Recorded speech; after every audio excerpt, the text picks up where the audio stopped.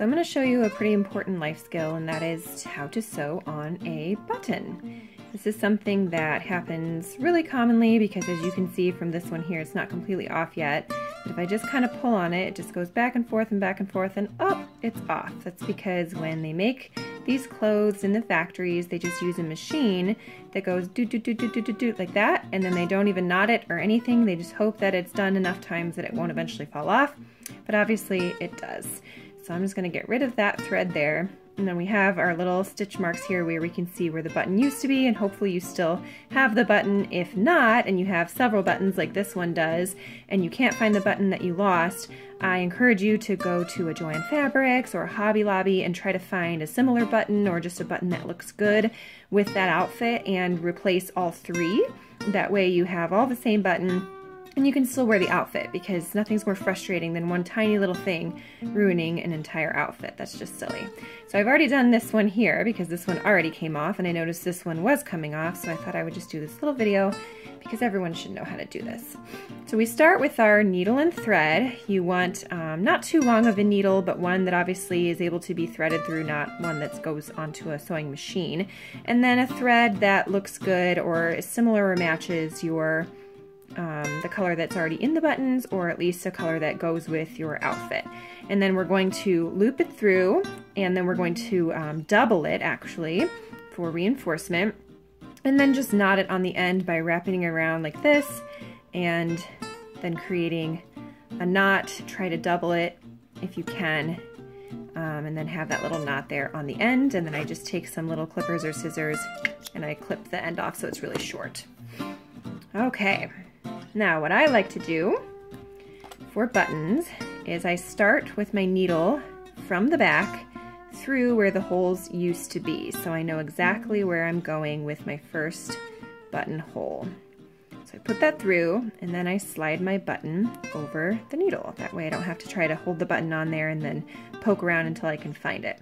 Then I pull that all the way through. It's kind of better to have a little bit of a shorter thread as long as you have enough, because then you don't have to go quite as far. Then I'm going to hold it like this, so it's up and down, which is the way that it's supposed to be. Go back through the other side, pull it almost all the way through, and then I'm actually going to take another pin and stick it underneath that thread and then pull it tight. The reason we do this is just to give it a little bit of room so the button isn't so super tight to the clothing, so that you can still get it through the buttonhole, and the buttonhole can actually rest underneath the actual button.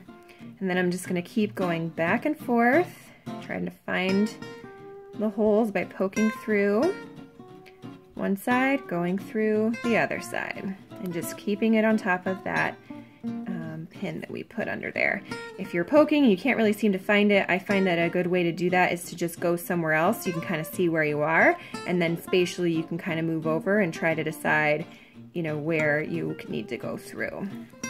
So just keep going back and forth. I would say at least 5 times. Depends on how much you use the garment. If it's a lot, then just make sure you go enough times that it's really on there so you don't have this problem again, and you won't have to do this again.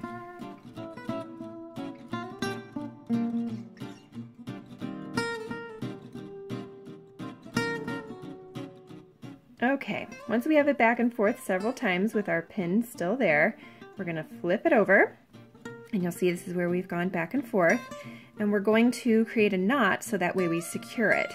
So I'm just going to go underneath where those other threads are, or just try to grab a little bit of the fabric underneath where the button is so you won't see it on the other side, and then we're going to pull almost all the way through until we get just a little loop at the end, and then we're going to put it back through there so that way when it goes it creates a knot. And we're just going to do this, I would say, like 2 or 3 times, again just to create a few knots in different places to try to secure it as best as possible.